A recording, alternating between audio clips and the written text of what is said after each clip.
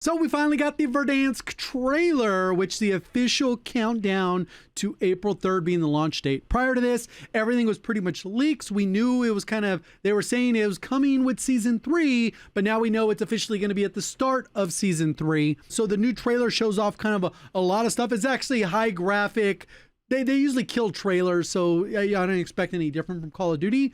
They still got to deliver on the product, which I don't have a ton of faith in quite yet. Obviously, these types of things give us kind of hype, and that's kind of what they're all about. So there's going to be a little bit of hype and optimism around that, but they still got to deliver. Within the trailer, they confirmed some of the leaks as well. Looks like the Kilo is coming back along with the HDR. They show 2 different operators holding that, so that's pretty confirmed. And then there have been some leaks, which we'll get into as well, that came out after all the stuff that came out today. They also tease some bunker codes. If you've used the bunker codes in Verdansk, you'll know kind of like how long those digits are. But they actually teased one in the trailer, which was also used in Pawn Takes Pawn. So I don't know if that means that bunkers will be there day one. I don't necessarily think so. But we got some leaks around that type of stuff as well. The countdown is also pretty interesting because it kind of just does some aerial view panning from one POI to another. I think there's like 4 or 5 different POIs that it looks at. And what people are noticing is there are some minor changes if you look, but so minor that at a glance you wouldn't even know that they're different, which is kind of a good thing.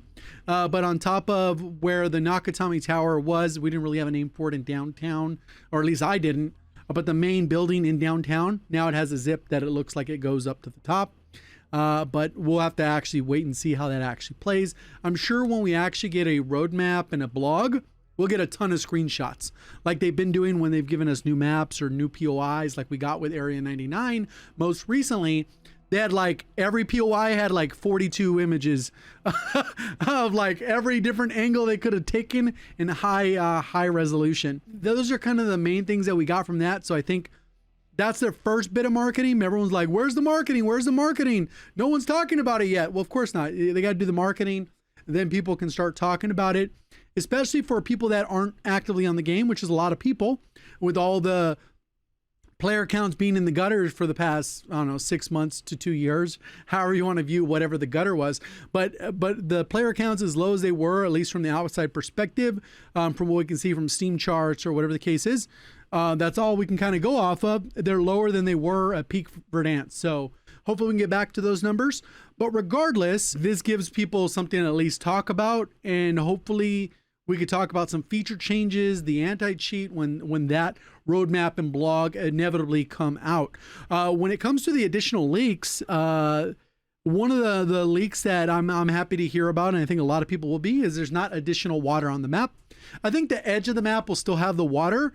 Maybe they'll do it like they did with Rebirth, and they made it swimmable, but not practical in any sense, because the water the zone really never goes over there.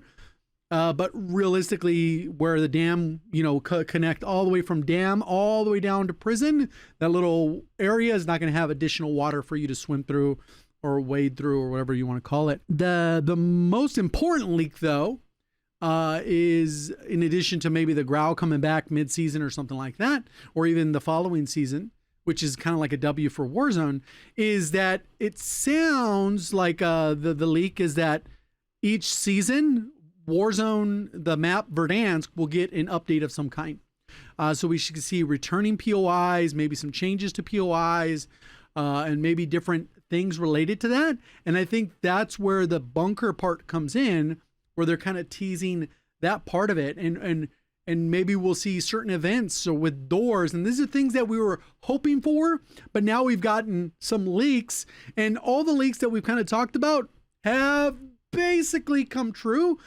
So Ghost of Hope has been a pretty reliable leaker. I don't know where they get their info, but they pretty much hardly miss. So it's kind of good. I'm hopeful that those statements that they're making, and Charlie Intel, Modern Warzone are kind of covering as well, kind of validates that those things are likely to happen. I don't know what inside sources they got, but that's going to be kind of a W part of it. I know we still got an event, I think, this upcoming week after the Turtle event, and that'll kind of carry us over to the Verdansk big drop, and hopefully there's some, more news, more intel, more about it. That really puts the biggest concerns that I think people have at ease, because some of the biggest concerns that people have still about Ricochet and whether the anti-cheat will do anything. Most people are not optimistic, because they shouldn't be. Even though a bunch of cheat providers are getting shut down, that doesn't really matter if the anti-cheat still sucks. Somebody will make a new cheat that gets around the anti-cheat if the anti-cheat's not particularly good. So hopefully that's good. The other part is, like, how are they going to handle new players coming back to the game when it comes to the weapon leveling? Cool, it's great we get the HDR, but is it going to have 50 levels and you got to level it all the way up? It's cool we're going to have the kilo, but is it going to have that VOK? Is it going to still feel and have that recoil pattern? And an important part that a lot of people don't talk about, I don't particularly care much about, but people bring it up, is the audio. How is the audio? How is the overall feel of the gun?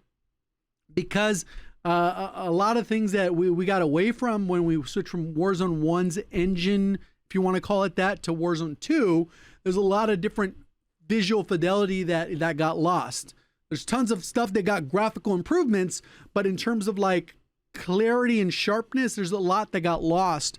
And I think a lot of that has to do with just anti-aliasing for old gen consoles, but that's a whole other conversation.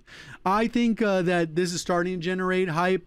I wouldn't necessarily get the full-on hype just yet. I think there's still so much that they need to discuss, cover, prove before we're like, yeah, we're back. I don't really think that it'll be something that anyone can say for a while, but hopefully this is like the juice that we need. There are people that still hate all this, and that's fine. I feel like it's a little bit forced when it comes to like Verdansk. I think Verdansk is a great map. If you didn't like it, that's okay. But I think the vast majority of people would rather have Verdansk over Urzikstan for a full second year. Al Mazrah was pretty good. It didn't really get to show its true colors because it had that terrible Warzone 2 fill.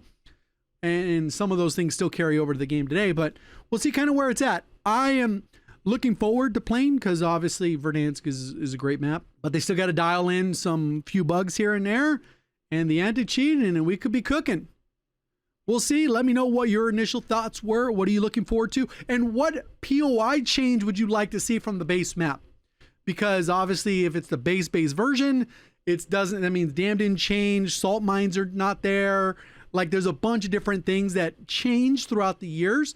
Open stadium versus closed, and things along those lines. The underground train, the map had multiple changes to it that I was fond of when the changes happened. We'll see if they continue to execute. Appreciate all the support on the content. Looking forward to more Verdansk content. Thank you for watching. As always, have a great day.